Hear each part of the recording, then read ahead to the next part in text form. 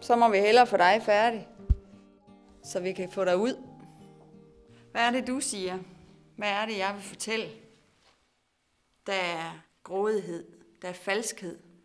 Derfor farven gul, gul for falskhed. Og munden, der bare vil suge til sig. Det er måske blodet, som er udtryk for, at vi har ikke suget det ind i hjertet, men vi udgyder bare blodet igen. Vi tager af de andre, vi er grådige over for de andre, som et rovdyr. Det er sådan lidt den tid, jeg ser i dag. Skulle vi ikke have sådan noget ud i byrummet? Ud og se reaktionerne. Se et spejlbillede af os selv måske, eller måske bare tiden, vi er i.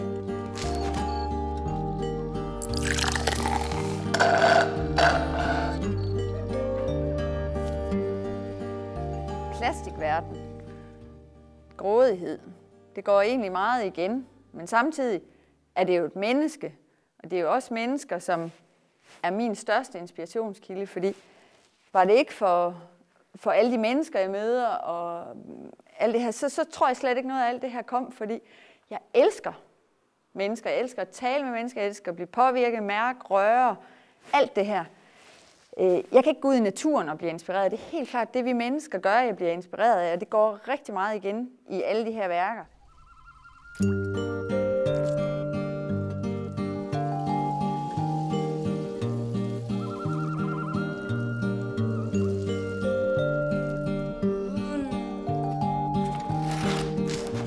Nu er vi næsten færdige, men jeg synes lige, der mangler lidt mere udtryk, så vi skal have lidt mere af det røde maling på. Ligesom for at symbolisere, tror jeg, sådan tolker jeg det, et rovdyr, der lige har været i gang med sit bytte. Blodet her skal gerne virke autentisk. Det er sådan en stærk effekt. Og så kontrasten her til den gule, den forstærker det. Så der bruger jeg igen farverne for ligesom at forstærke det udtryk, jeg gerne vil have frem.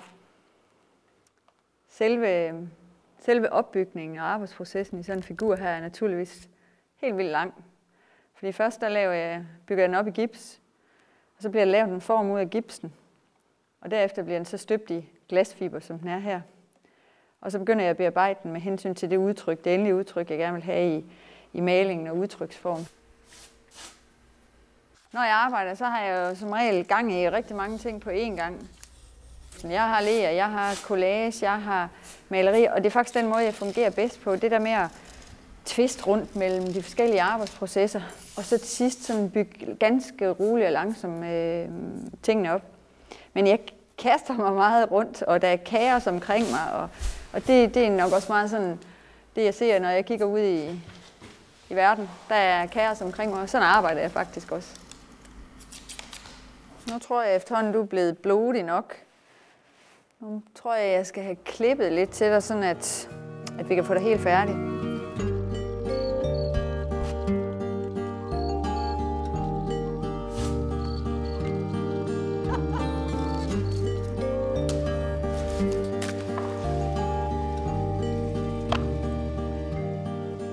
Så nu skal vi have dig helt færdigt. Jeg har også bestemt, at vi skal gøre noget ved bagsiden. Nogle dots, bobler, eller hvad jeg nu kalder, så vi får noget ny energi til dig her. Hvem er jeg? Ja, det er egentlig et meget godt spørgsmål. Samtidig ved jeg, at det ikke altid, hvem jeg selv er. Jeg er hele tiden på vej. Jeg er hele tiden fyldt med 1000 idéer, jeg synes, jeg skal have udført. Og nu skal vi gøre et eller andet. Så nogle gange så kan jeg sådan føle, at jeg fuldstændig har mistet fodfæste. Og hvad er det lige, vi gør? Og meget spontan i måden, jeg arbejder på. Skarpe holdninger til ting. Og elsker egentlig også at engagere mig med forskellige mennesker og høre til deres historie. I bund og grund er jeg nok en, der har været i en personlig lang proces, hvor jeg brugte min kunst som udtryksform. Jeg er et helt andet sted, når jeg kigger på min kunst nu, end jeg var for 5 år siden. Der var jeg meget mere forsigtig i udtrykket og brugt helt andre farver. Og nu der er jeg fuld fart på, Nej, det bliver simpelthen noget lort, det her. Det er egentlig også en typisk arbejdsproces. Jeg går i gang med noget og tænker, yes, det bliver fedt det her. Og så når jeg ser det, så bliver det bare alt andet end fedt. Og så fortryder jeg, og det her det er heldigvis en proces, jeg kan fortryde. Det kunne jeg ikke have gjort, hvis det var maling heromme. Men det her, det kan jeg bare se, det går ikke. Altså, så er det bedre, at udtrykket det bliver enkelt og skarpt. Men hvor føler jeg er henne lige nu i min proces?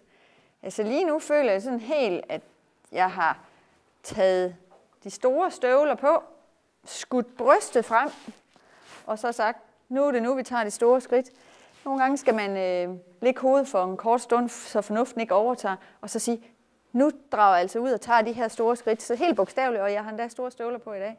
Så helt bogstaveligt, tag de store skridt, og så kom derud af. Nu skal vi ud og tage de store støvler på.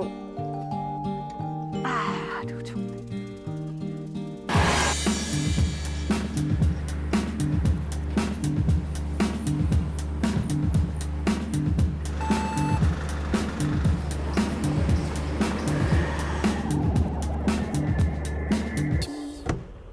Så er vi ved Aalborg Havn, og det er nu, vi vil prøve på at lave lidt ballade.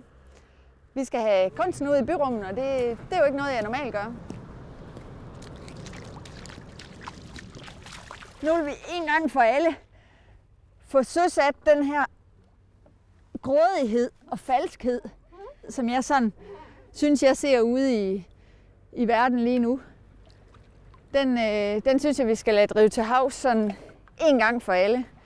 Og så få de rigtige menneskelige værdier frem igen, så det ikke bare bliver at rage til os og grådighed det hele.